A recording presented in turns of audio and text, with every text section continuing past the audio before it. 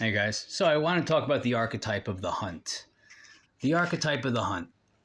There are, some vegan police out there who are saying if you eat honey, well, that's not vegan, or if you eat figs, that can't be vegan either, because figs have wasps and insect parts in them, and raw honey or honey in general, they come from bee vomit.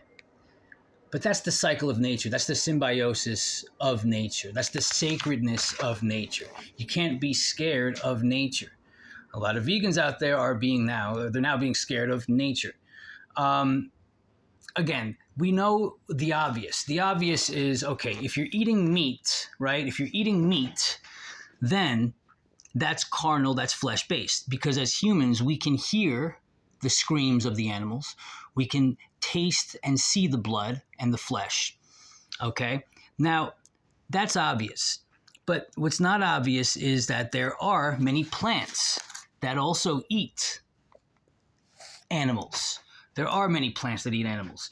You could just type it in on your search engine and look. You'll see Aberranda, Vesculosa, Dionea, Muscipula, all types of pitcher plants, sundews, cobra lilies, Darlingtonia, californicas, cephalotuses, bladderworts.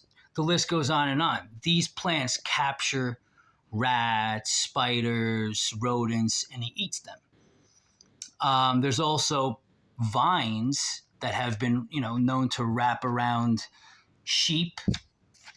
And while like a sheep or goat is feasting on a plant, these vines have been known to wrap around them with thorns sometimes and capture the lamb or the goat that's feasting on the plant.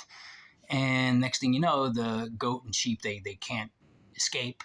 So they get stuck and they die, and all the nutrients gets absorbed into the plant.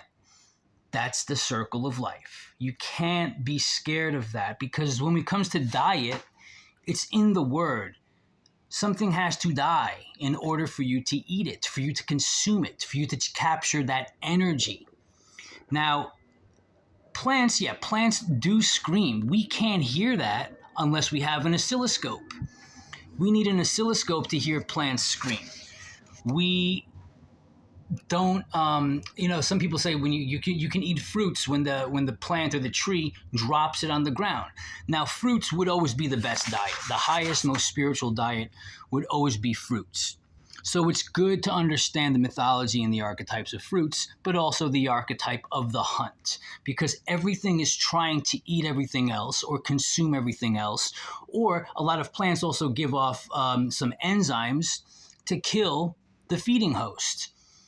But plants, especially fruits, are chock full of nutrients. Yeah, meat can also be having nutrients in it as well, but it's more base. It's more base level. It's more carnal. It's not as close to the heavenly realms.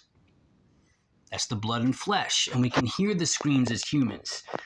In order for us to hear the screams of plants, we have to use technology, frequency machines, oscilloscopes, okay?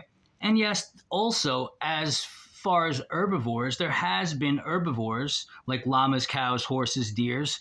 They've been known to eat snakes, rats, squirrels, birds. Why? I don't know. Again, the archetype of the hunt. Sometimes the hunter becomes the hunted. And sometimes the one that's hunted becomes the hunter. It's just the way it is. I didn't write the rules, but that's the consuming nature of this matrix. We all have a mouth and an anus. We intake energy and we excrete, we use the energy, the fire, the calories, the kali, the fire burns inside of us, and we consume. And then we get rid of the waste. All I know about diets are that on the macro to micro scale, something has to die in order for us to consume it. And if you're vegan or a fruitarian, that's great. But don't be dissing people that eat, raw honey or figs because they may contain insect parts or they come from insect regurgitation. I think it's beautiful. That's the sacred cycle of nature.